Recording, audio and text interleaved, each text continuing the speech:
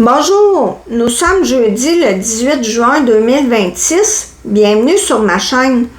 Si comme moi, vous vous êtes procuré ce livre Crimes sans frontières, coécrit par Victoria Charlton et Mexicaise, vous allez pouvoir aller lire l'histoire qui m'a inspiré ce tirage.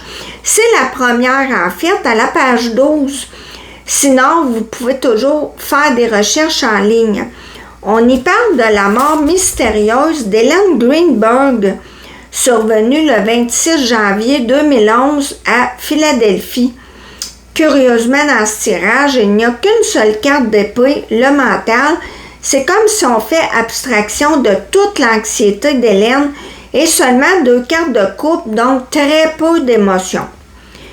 Ici, au départ, on voit le fiancé d'Ellen, Sam, qui sort en roi de bâton inversé.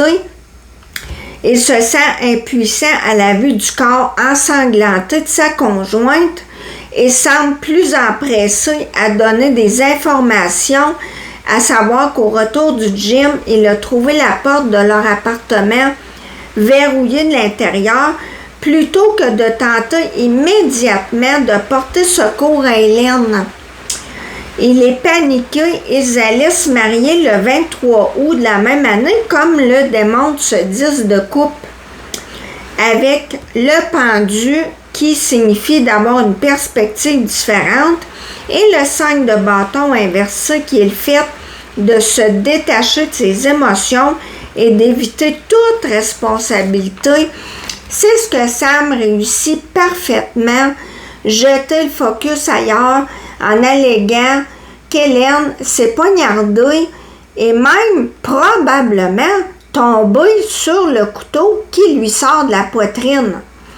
On va aller voir ici l'influence extérieure et pour moi, cette as de denier représente le poste qu'occupait Ellen dans une école primaire et en particulier un nouveau système informatique à maîtriser ainsi que la remise des bulletins avec le 9 de bâton inversé. Elle se sent submergée et je pense qu'avec la tour inversée qui parle de résister au changement et la reine de denier, elle n'arrivait tout simplement pas à gérer le fait d'attribuer des notes aux élèves.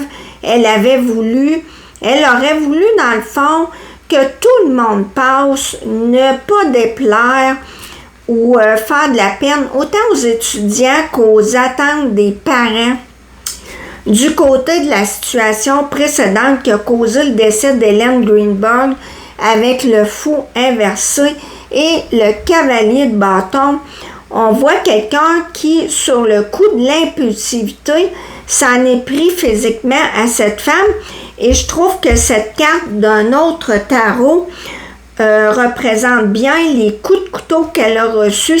On voit que la personne est énergique, soit 20 coups, dont un en plein cœur. Et malgré cette démonstration de rage, le valet de bâton et le 3 de denier inversé nous parle d'une nouvelle inattendue suite à un manque de collaboration, probablement entre toutes les personnes impliquées dans le dossier. C'est pourquoi, aussi incroyable que ça puisse paraître, on a statué qu'Ellen se serait volontairement infligé tous ces coups, dont les 10 à l'arrière du crâne, sans compter ceux dans le dos.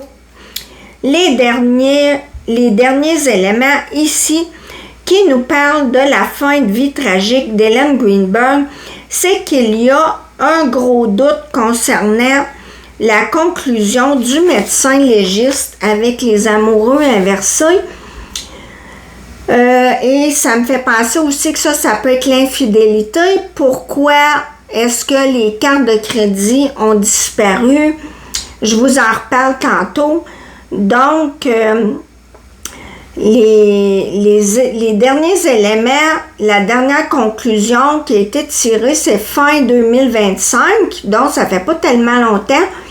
On dit d'une façon indépendante et supposément impartial, a conclu au même résultat un acte volontaire de Mme Greenberg. Cependant, ce que les autres cartes nous disent aussi avec ce carte de coupe, c'est qu'il faudrait revoir l'enquête au complet et prendre en considération des éléments dont on n'a pas tenu compte, aller creuser plus, parce que si on veut que la vérité sorte avec l'as d'épée, il faut changer d'optique.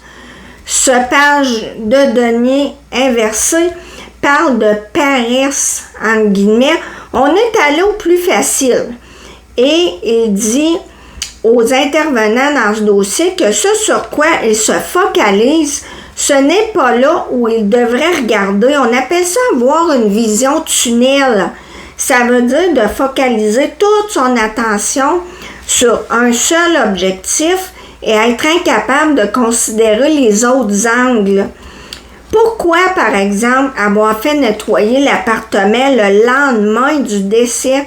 Et surtout, dans quel but James Schwartzman, l'oncle de Samuel, est reconnu comme étant un des meilleurs avocats, sous-entendre avec les meilleures relations? Est-il passé à l'appartement le lendemain du meurtre sous un faux prétexte afin de récupérer les ordinateurs portables, les cellulaires ainsi que les cartes de crédit du couple? Ce ne sont là que deux des trop nombreuses questions restées sans réponse dans l'histoire de la fin atroce d'Ellen Greenberg. En synthèse, on a le chariot inversé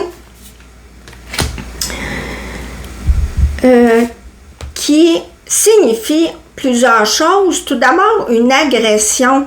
C'est la réponse à ma question parce que j'avais demandé que l'on me parle des circonstances entourant le décès d'Ellen, la cause, et c'est aussi le manque de contrôle.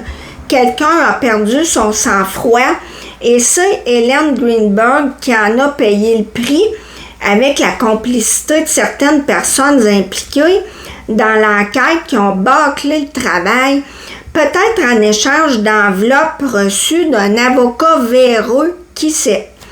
Je souhaite que la vérité finisse par éclater. Paix à son âme. Merci de m'avoir écouté. À la prochaine.